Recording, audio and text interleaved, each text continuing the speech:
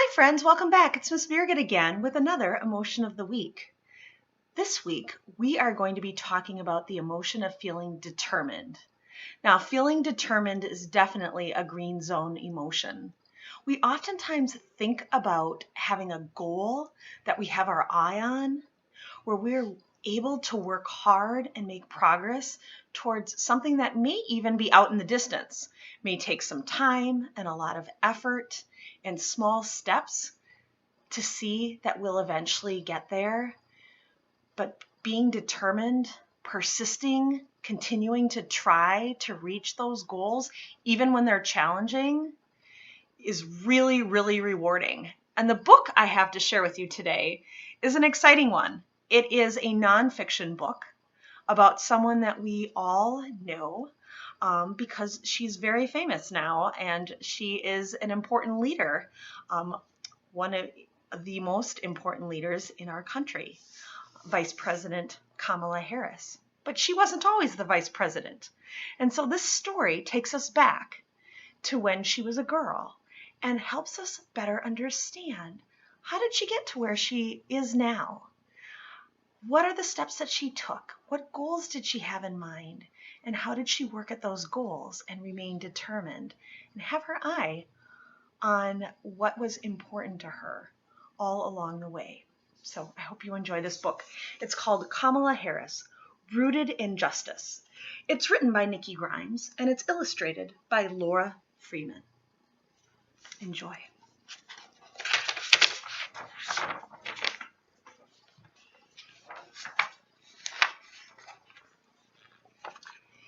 Eve slammed the door when she got home from first grade. Eve, you know we don't slam doors in this house, her mom said. What's going on? Teacher asked what we wanted to be when we grew up, and I said president. And Calvin said, girls can't be president.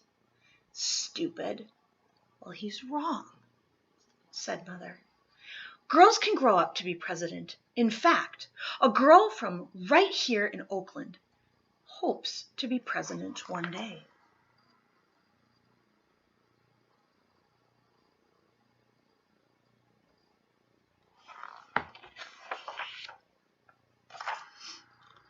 Life is a story you write day by day. Kamala's begins with the name. That means lotus flower. See how her beautiful smile opens wide like petals fanning across the water's surface? But you don't see the flower's roots, her roots. They grow deep, deep, deep down. Let me show you.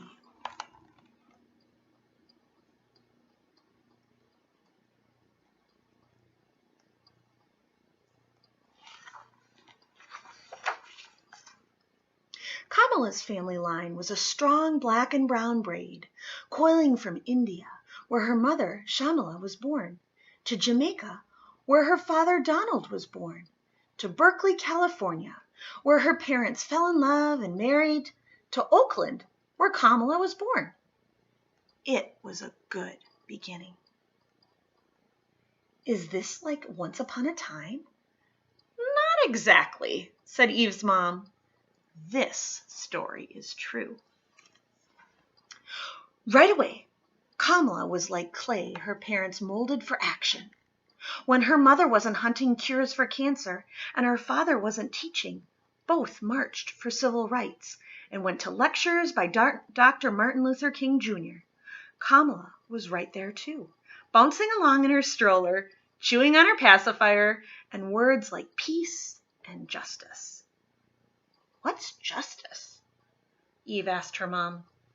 Justice is another word for fairness.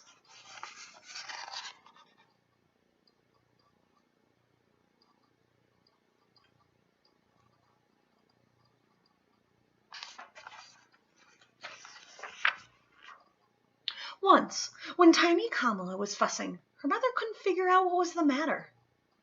What do you want, little girl? She asked. Freedom, said Kamala, and a waterfall of laughter sputtered from her mother's mouth. At demonstrations, marchers often chanted, "What do we want?" And the answer was always freedom. Little Kamala had been listening. Kamala's baby sister Maya screamed her way into the world when Kamala was 2. In no time, the sisters were having faraway adventures together, like visiting their grandparents in Zambia. Grandfather P.V. Kapalan was a senior diplomat there. He had once fought for India's independence. His wife, Rajam, Kamala's grandmother, fought for the rights of women. Little by little on these visits, Kamala and Maya learned that fighting for justice ran in the family.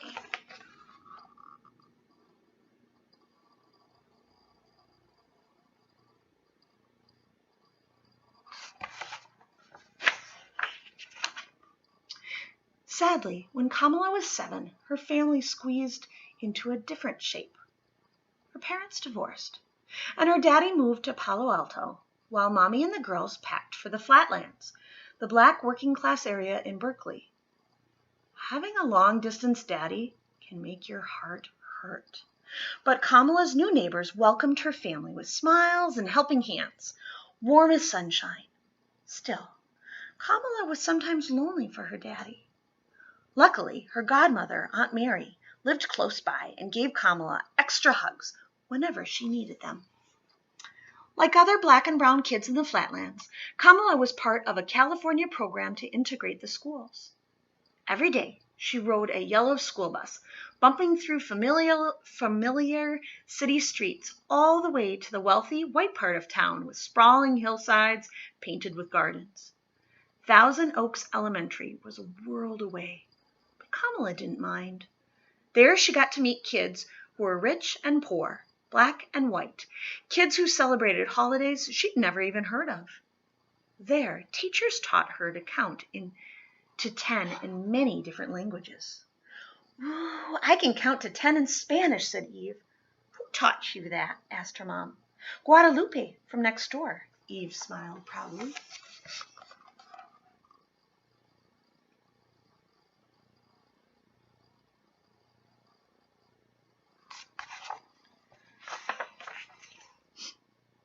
School let out before Mrs. Harris got home, so Kamala and Maya spent the afternoons at the Shelton house 2 doors down, where Mrs. Regina Shelton ran daycare and after-school programs with posters on the wall of Frederick Douglass, Sojourner Truth, and Harriet Tubman.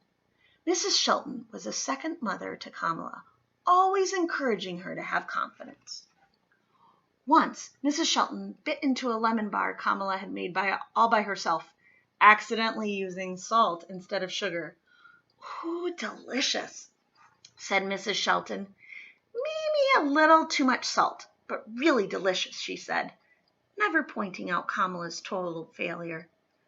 That day, Mrs. Shelton let Kamala walk away feeling successful, feeling like she could do anything.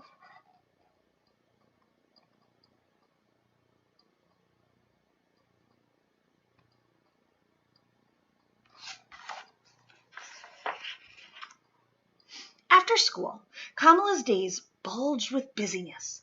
She had homework, piano lessons, ballet lessons, and Barbie playtime. Thursday nights were the best, though. The family would go to the Rainbow Sign, a cultural center celebrating black art, music, books, and film. James Baldwin spoke there. Maya Angelou read there, and Nina Simone sang there. Nina's gravelly voiced version of "To Be Young, Gifted and Black" often rang through Kamala's home. The more she heard this favorite song, the more Kamala thought, "I'm young, gifted and black too."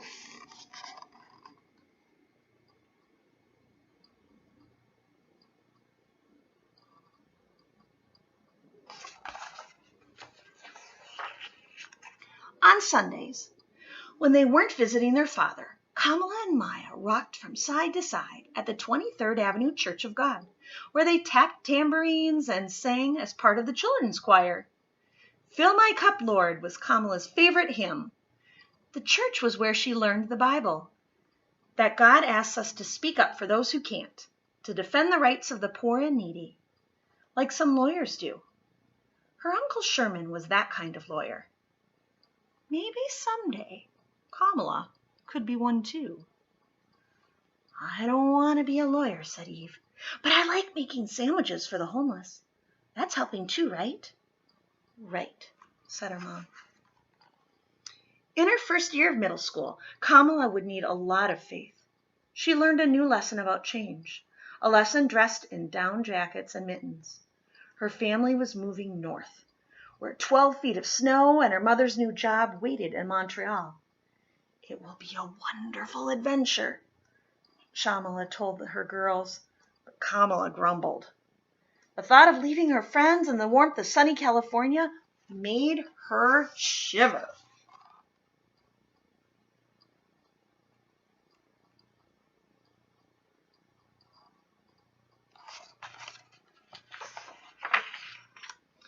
It was February, and Montreal, robed in winter's sparkling white, felt like it had ice in its veins. Kamala couldn't stop shivering. Worse yet, their new neighbors spoke French, a language Kamala's mother insisted her daughters learn. The English name of the French school her mother hand-picked for them was Our Lady of the Snows. That's a funny name, said Eve. Maybe, said her mom, but Kamala wasn't laughing. Montreal was no place for a lotus flower. Sighing, Kamala unpacked her new clothes and her old experiences, like marching for change with her mom. One spring day, when the temperature rose enough for outdoor sports, Kamala and Maya marched in front of their apartment building, waving picket signs because kids weren't allowed to play soccer on the front lawn. It wasn't fair, said Kamala, and Kamala cared a lot about fairness. The building manager read Kamala and Maya's signs and changed the rules.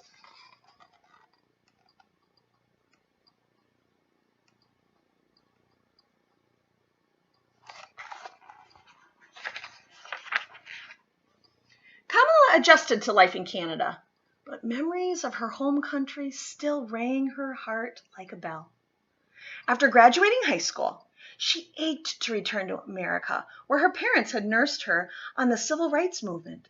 She couldn't wait to follow in the footsteps of her heroes, Constance Baker Motley, Charles Hamilton Houston, and Thurgood Marshall. Marshall had attended Howard University, and Kamala decided she would too.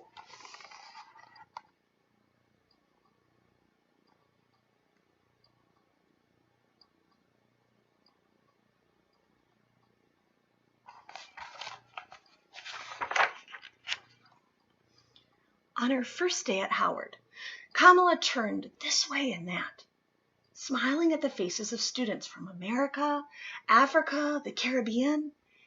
It was Thursday nights at the Rainbow Sign all over again, where everyone in the room was black, like her. They reminded her of home and the people she wanted to help, the people she wanted to fight for. This university would begin to teach her how. Howard seemed like a perfect place to run her very first campaign. It was for class representative of the Liberal Arts Student Council. Her competition was tough, but so was Kamala. Every day between classes, she passed out flowers in the campus yard and told any students who'd listen why they should vote for her. When the last ballot was counted, Kamala came out the winner.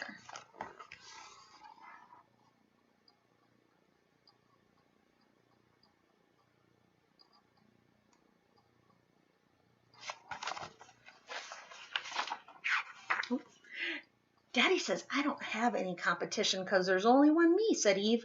That's right, said her mom. He should tell Kamala there's only one her. Eve's mom just smiled. Kamala's time at Howard was focused on the future. She competed on the debate team to sharpen her speaking skills. She interned at the Federal Trade Commission. She did research at the National Archives to study the workings of government. And on weekends, she joined fellow students on the National Mall in Washington, D.C. to protest apartheid in South Africa. Kamala was preparing to be a woman warrior. Like Wonder Woman? asked Eve. No, better, said her mom. Wonder Woman isn't real.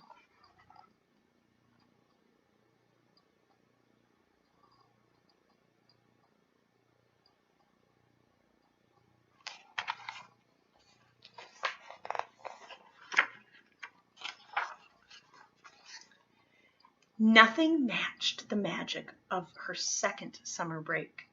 When Kamala stepped through the doors of the private Senate subway as an intern for Senator Alan Cranston, Kamala could barely hold in the secret of her joy. What could be better than learning from someone whose footsteps echoed in the halls of power every day? After Howard, California called Kamala home to study at Hastings College of the Law. Court cases and contracts filled Kamala's mind, but changing lives filled her heart. Elected president of the Black Law Students Association, Kamala invited major law firms to a job fair so that more Black graduates had a fair chance to be hired by the best companies in the country. This work was great practice for Kamala's future.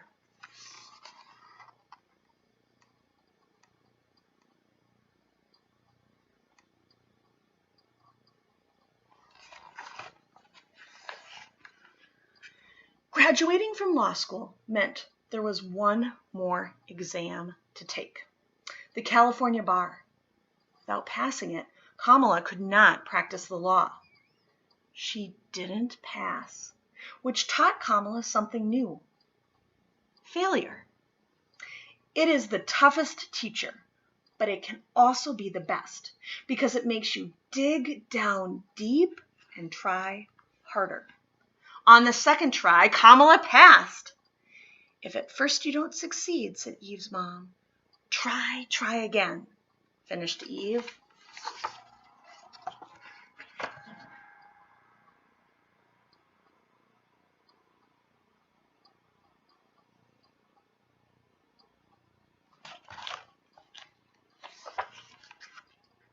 Kamala was finally ready to climb the mountain of her dreams. First, Deputy District Attorney. Next, the first female District Attorney of San Francisco. Then, the first Black woman Attorney General of California. Peak by peak, she rose, eventually becoming the second Black woman voted into the U.S. Senate. Lawyer, prosecutor, senator, the little girl named Lotus Flower had turned herself into a person others could call on for help. Did she use magic to turn herself into that person? asked Eve. No, sweetie. Kamala just used hard work.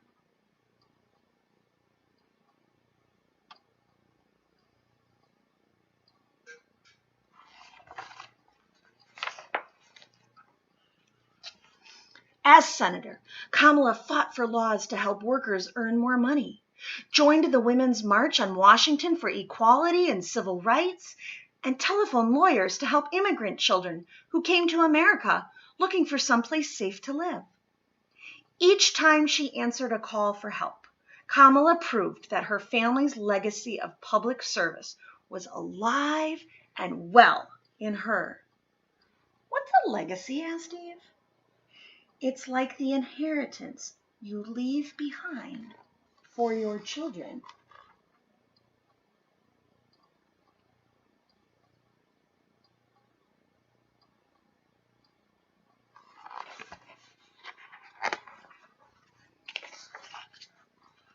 Kamala had traveled far, but she hadn't finished climbing the mountain of her dreams. On Martin Luther King Jr.'s birthday, on the TV show Good Morning America, Kamala told the world, "I'm running for President of the United States." She immediately got goosebumps, wondering if Shirley Chisholm, the first Black woman to run for president, was smiling down from heaven that very moment.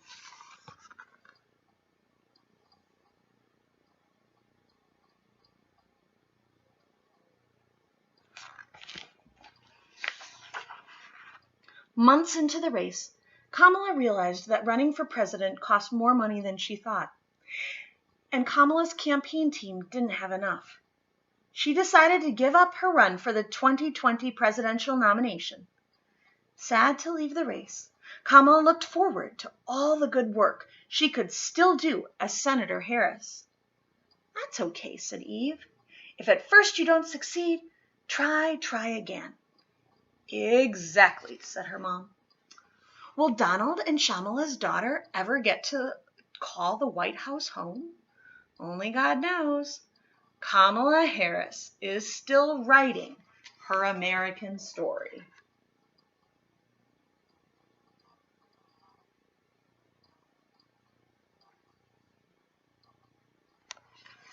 And that's the end of this book. Now, this book was written before Kamala Harris became Vice President Kamala Harris, the first Black woman, the first woman in the White House. Her determination, her ability to stay laser focused on her goals and work hard paid off.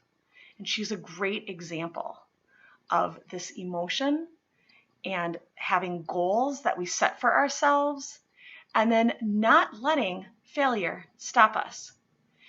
Just like Kamala, she didn't get discouraged. When she first failed the bar exam, she could have given up. She could have quit. When she had to step down from the presidential race when she was running for president, she could have stepped away from politics altogether, but she didn't. She still remained determined that she had a lot to contribute. She knew, and she continued to work towards those larger goals. And then now look where she is. So I hope you enjoyed this story today. Have a fantastic rest of your day, and until next time, take care.